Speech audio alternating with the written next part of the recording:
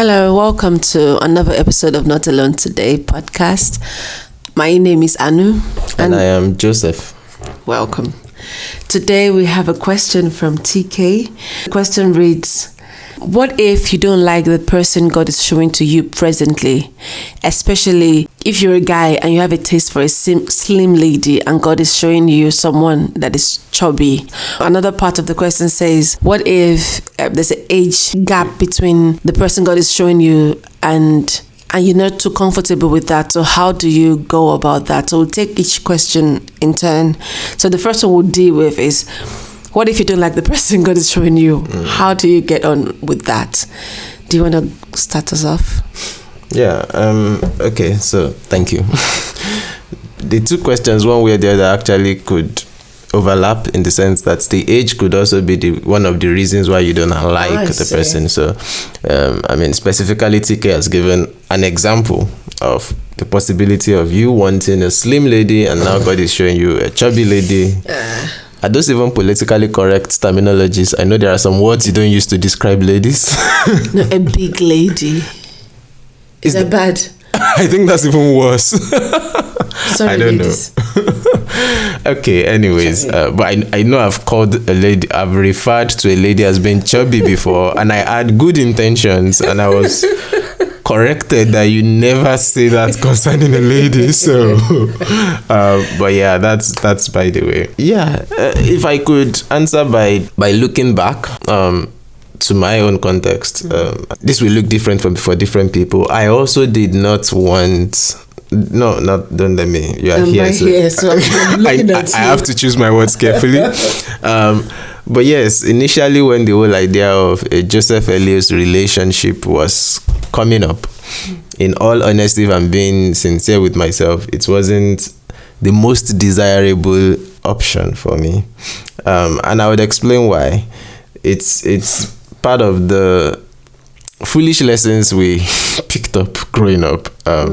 We've been advised, I can remember listening to more than one message about this, that you should imagine the person you want to marry. Write down all those qualities that you want to see in the person that you want to marry, and not just character qualities, physical qualities as well. I want that to be this, I want that to be that, and then write that down and declare and confess, and that would, yeah. So talking about that, there were some physical features. Yeah, that's the word. He wanted a curvy lady.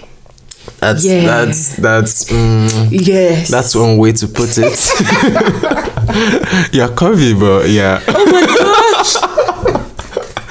Anyways, so I wanted amongst other things, I wanted someone that can speak so fluently that when you tick the box. And many other things, many other foolish things on my list. Of course, I didn't actually write down any list, but I had this in my mind. Wow. Yes. And the quote and unquote theological basis for that foolish conclusion, and you would see why I'm saying it's foolish in just a bit, is that, they go to quote verses like Psalm 37 verse 4 that says, delight yourself in the Lord and he will grant you the desires of your heart, or he will give you the desires of your heart. As though to say, you can desire anything, name it, claim it, it will be yours. You want a busty, curvy, smart, whatever, slutty lady. Oh my gosh. Okay. I'm not saying that's me. Now I'm speaking in general terms. You'll be surprised if you see the list some guys have. But wow. Anyways, I won't get into that now. That's bringing some other memories. Okay. But yeah. So what was I saying? You see, you had these features you wanted. Okay, so all of those features that if you desire it, you can name it, you can claim it, and then when you see a lady that just appears out of the blues, you run into her while you're on the queue in the banking hall, or you're shopping, and you just see that lady looking exactly like all of these things you've asked, and then you hear her speak to the attendant, and the voice even mesmerizes you the more. Oh my God, that must be the one. And then you put yourself on some hot chase. Yeah.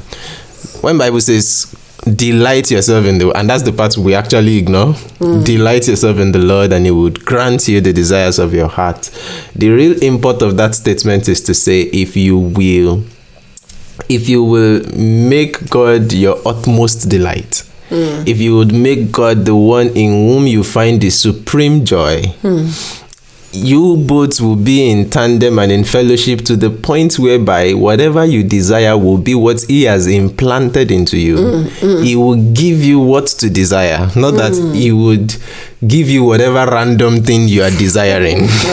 Random. Yeah, He will give you what to desire, and that's a point that we must actually strive to get to in a Christian walk, where you feel like, if I desire something, it's not just me desiring it, it's God desiring it for me. But yeah, for you to have not reached that level, and then you're just coming up with all these physical features and emotional features and social features, or whatever kind of features you're looking for in a person, I think you've laid a wrong premise about that. I've not exactly spoken into the specific question she asked, but I just thought, let's lay that foundation. Let's lay that premise. But then going back to my case study of when that then happened, that okay, I'm beginning to feel like, or feel drawn, and God is beginning to give me unsolicited confirmations about a particular lady being the one, and that lady not looking like my mental image of the one. The thing I did was simple: to submit. Until you submit to God's will, you cannot enjoy the bliss in God's will. Wow. Until you submit to God's will, you cannot enjoy the bliss in God's will. Sometimes we look at God's will as something so stringent, something so difficult, something so like God is a burden giver, whereas He's a burden bearer. But because we are oftentimes so wrapped up in our head with all these things that we are desiring and wanting and whatever, we don't get to see the wisdom in what God is choosing for us that is not looking like what we would have chosen for ourselves. And so when I said, okay, hands up, have your will, oh God, take the wheel. If you say this is it, this is it, and all of a sudden the same lady began to look like, can we get married tomorrow? And that's been on an ever increasing crescendo. So yeah, that's like my own story in a nutshell. That's beautiful. Thank you for sharing that. You're welcome. When I met Kola, and God was giving me this revelation that He's my husband to be, I felt like, are you sure? Like, it's too brotherly in a sense. Like, it's just too, it doesn't sag his trousers. It's just too, his trousers like, I so detest people that do that. his trousers just like around his navel, and I'm thinking, who does that at this age? I can still picture it. Like, that's how it was to me. You know, those brothers that tuck in their shirts, and I feel like, what? And I grew up with boys, like my brothers were like very boy. They are very guy. Yeah, ripped jeans, mustache, and all those kind of boynesses. But my husband was just exactly the opposite of what I've known. Is just brotherly and scripturally, especially when we go to church, like when we go to our fellowship, then when we're in Gombe, and it's saying all these Bible scriptures, and I'm thinking, God, this guy is too serious for me. Are you sure? Are you really sure this is what you want? But I'd learned over time, before this decision to say yes to Kola or go into courtship with him, I learned over time to trust God's providence. Is come through for me like so many times that I know that it is it. Despite the fact that I'm not seeing the it in what is given to me, I knew it innately, like subconsciously, that this is the best choice for me. I just have to start liking it, and that is where this comes in. God will say, this is your man, this is your woman, but you have to start liking it. Like, delight yourself in the Lord, delight yourself in His providence, who is provided for you. Start liking. The moment you start liking, oh my gosh, the rush of emotions, the blissfulness, the more you marvel at, oh wow. So it can be this funny. Oh, it's so caring. That's me. Then I started to gush. Like the first few months of our courtship, I was observing him and thinking, I don't enter him. Oh, I used to hear this God said thing. And like, I don't enter him. But after a few months, I began to long for his calls. And if I send if I send him like a WhatsApp message and he doesn't respond on time, hey, my body will start getting hot. Hey, he hasn't responded. It sends me a thumbs up. I just wanted you to see the progression. The risk is to start. Take a leap of faith. Then you suspend yourself in the air by trust. You trust God. But before you see the realization of the trust you have, you start first. So start liking them despite whether they are slim or chubby or whether they are too old for you or you're older than them. Especially for us ladies, especially when you're older than the man God has shown you. There's also this fear like, oh, would it not feel like what's that word? Insecure. Yes, we did not feel insecure because in our culture we know that the husband is supposed to be older than the woman. So when it's the opposite, the relationship tends to be like walking on eggshell. But the thing is, you're delighting yourself in God. You're delighting in Him. You're trusting in Him. So Him that has given you this older person would give you the wisdom to walk with them. What do you think, Ola?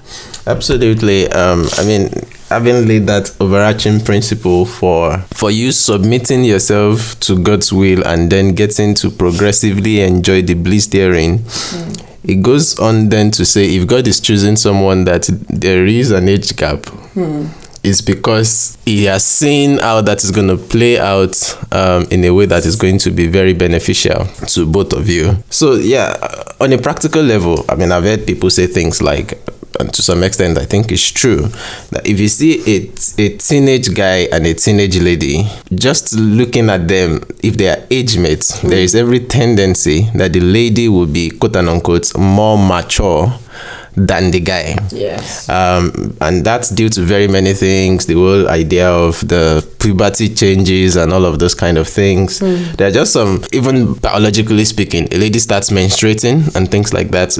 Guys don't necessarily have, we don't have a moment where you can say, now adulthood is setting in. For a lady, the very first time she menstruates, she knows that something has changed. I'm in a new level. And that naturally... From you. Yeah, it's real, isn't it? Have you experienced it before? I haven't, but it makes sense. It's like all these rites of initiation that they do in some culture. As a Jewish young man, when you do your bar mitzvah, you know that now responsibilities are knocking. And so there is something that happens to your psyche that makes you know that you've crossed over into something else, and then some demands are coming in. That's when your mom wants to let you know you need to be able to do this, you need to be able to do that, you need to start seeing yourself like this and things like that. For guys, our own change is very gradual and at different rates for different people. And so because there is not that moment where you just feel like, oh my God, something has changed in that sense, it makes it possible for us to just coast through our teenage years in a way that we don't necessarily begin to see ourselves and take responsibilities for our life. Anyways, all that to say, there is a bit of wisdom in having the guy being older, but again, it's not up to us. So that's where I'm going. If we're just talking of relationship generally and leaving God out of the picture, I personally would say as much as possible, go for a lady that is younger than you. And that is me speaking from my own cultural upbringing. But then in my specific context, God gave me my age mate. And that has meant that, okay, let me give you a slight insight into how this plays out. And I've heard someone say this, I can't remember who, that she thinks that she gets to talk to her husband anyhow, simply because they are age mates thereabout. Like she felt like if she has gotten married to someone that is like 9 years older than her, she would think twice before she says some of the things she says. And that might have preserved the union and the relationship on some levels. But the point is, if a lady is older, is she willing to submit biblically to the biblical definitions and expectations of submission? if a guy is younger, is he willing to lead the home the way God intends for him by virtue of his biblical responsibilities in nurturing his wife, in husbanding his wife, and still being the man of the house, age notwithstanding? Because indeed there is a biblical structure that God has given for the context of the home. Yes, the man and the woman are both made in the image of God, but God made the man to be the head of the home, the head of the wife, and Christ to be the head of the man, as it were, and God to be the head of Christ. Paul made that clear in his epistles, and there's a reason for that. Age or no age difference, that structure needs to be maintained, and that will play out in different ways in different cultural contexts. So the question really is, if I'm older as a lady, am I still willing to live the way I would live in biblical submission to my wife? If I am younger as a guy, am I still willing to be able to lead my home from all those biblical expectational dimensions? And that would mean that I need to be able to maybe take more responsibility to develop myself, mature myself, to be able to lead as such. But generally, if God leads you into such a dynamic, I think it's because he knows that he has given you the capacity to navigate it. That's brilliant. And just one last thing I thought to add is sometimes when I think we said it this earlier in previous yes, and we were saying that when God chooses for us, he chooses according to our projected needs. Like, it's not just about the fatness of today or the shortness or how their breath stinks, or how hopefully not, or how they are not able to speak to you with the same intellect that you have, or how they're not empathetic enough or sympathetic enough, or they don't let you talk. This like, we all have all these dynamics in our relationship. There's always something that is not just there yet. But instead of focusing on the there yet, trust in the him, because you can't project what you would need in the future. That's right. Say, for example, I was seeing Kola as brotherly, but I failed to realize how much of his character would build him as a father, as a husband to me in the times that I needed. I could only see the features I could see at the time. So when this thought comes to your head and you're doubting whether this is it, just think of that word, projected need. For my projected need. There's this Bible verse that says, God works all things together for our good. So there's the working part. He knows what you need and what you desire, but all this will come to play, basically. So my brotherly husband has now become a rugged husband to me. Your brotherly fiance. Oh yeah, my brotherly fiance has now become the boy that I wanted.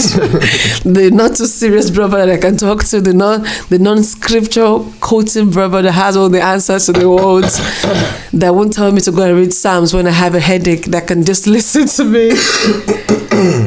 We gradually realize this desires. It doesn't just come at once. It doesn't come with the package. Don't look for the package. Look for that gift. If he's giving you a gift, he would know how to satisfy your desires within that. So I'm hoping God bless someone. Beautiful. Yeah, yes. I think that's helpful. Thanks for sharing as well. Thank you. And thanks for everyone listening, always logging in every week or tuning in or clicking, as the case may be, to listen every week. Thanks for always engaging, and for those of you that always come back to us on WhatsApp or elsewhere to give comments and feedback, that's very helpful. Thank you so very much. We just want you to know that we appreciate you. Your feedback keeps encouraging us to continue to do what we do. Yes. God bless you. God bless you. And remember, you're not alone today. God bless you. Bye.